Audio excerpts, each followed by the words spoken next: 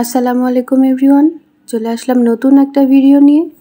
তো আজকে সকালে হাঁটতে যাইনি, কারণ আমার রাত্রে একদমই ঘুম হয়নি, ঠান্ডা লেগেছে, নাক দিয়ে পানি পড়ছে, গলাও কিছুটা ভেঙে গেছে, হয়তো কথা শুনলে আপনারা বুঝতে পারবেন।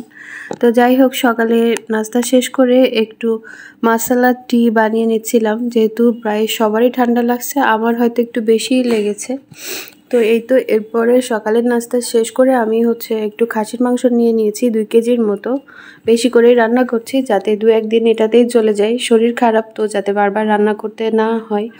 তো এর সাথে আমি এই যে সব রকম বাটা মশলা এবং গুঁড়া মশলা দিয়ে দিচ্ছি। তো রান্নার সময় যে ভুলটা আজকে করেছিলাম সেটা হচ্ছে যে, আপনারা খেয়াল করলে দেখবেন যে আমি কোনো দারুচিনি, এলাচ বা এই জাতীয় কোনো গোটা মশলা দেইনি। আমি প্রথম ভেবেছি এটা ম্যারিনেট করে রেখে দিব, এবং হাতে মাখাতে গেলে যেই সমস্যাটা হয়, দারুচিনি এলাচ দিলে হাতে লাগে। তো আমি সবসময় যেটা করি, এটা মাখিয়ে নিয়ে রেখে দিই এবং প্রেসার কুকারে যখন সিদ্ধ করতে দিব তার আগ দিয়ে দারুচিনি, এলাচ, তেজপাতা এই গোটা মশলাগুলো অ্যাড করে দিই। তো আজকে ভুলে গিয়েছি। তো এরপরে প্রেসার কুকার থেকে নামানোর পরে দেখি যে এগুলা কিছুই দেওয়া হয়নি। তো এরপরে আমি একটু পেঁয়াজ তেলে ভেজে নিলাম। তো বেরেস্তাগুলো করার পরে এই রান্না করার প্রেসার কুকারের মাংসটা ওর মধ্যে ঢেলে দিলাম পেঁয়াজের মধ্যে। তো এরপরে আমি কিছু গোটা মশলা দিয়ে দিয়েছি, এখন ভিডিওতে দেখা যাবে।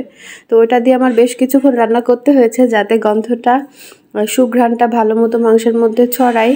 তো এই তো রান্না করে নিলাম। তো প্রথমে একটু শুকিয়ে নিয়েছি মশলাগুলো দিয়ে ঢেকে, রান্না করে যেই ঝোলটা ছিল। তো তারপরে আবার পানি অ্যাড করে কিছুটা ঝোল রেখেছি কারণ বাসায় যেহেতু একবেলাই ভাত খাওয়া হয়, তো রাতেও যেহেতু এটা রুটি দিয়ে বা পরোটা দিয়ে খাওয়া হবে, সেজন্য কিছুটা ঝোল রাখতে হয়েছে।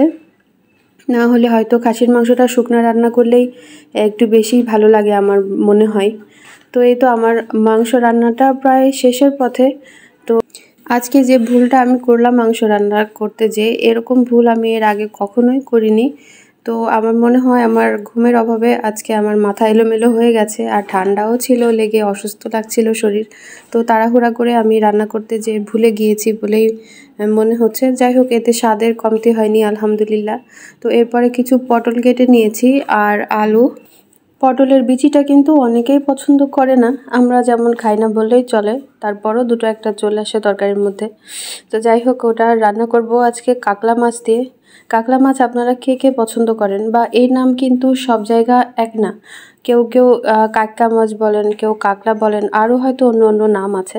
তো আপনারা কে কী নামে ডাকেন আমাকে প্লিজ জানাবেন। আমার এটার আগেও অনেকবার যেই পোস্টগুলো করেছিলাম কাকলা মাছ দিয়ে, তো আমি নাম শুনতে চেয়েছিলাম, তেমন কেউ বলেননি। তো যাই হোক, আমি যে আলু আর পটলের যেই সবজিটা চুলায় দিয়েছিলাম, ওটা কিন্তু আমি একটু পেঁয়াজ বাটা আর জিরা বাটা দিয়েছি, হলুদ, লাল মরিচের গুঁড়া দিয়েছি, লবণ, এই তো এগুলা দিয়েই মাছটা দিয়ে রান্না করে নিলাম। তো দুপুরের লাঞ্চে তেমন বেশি কিছু করিনি।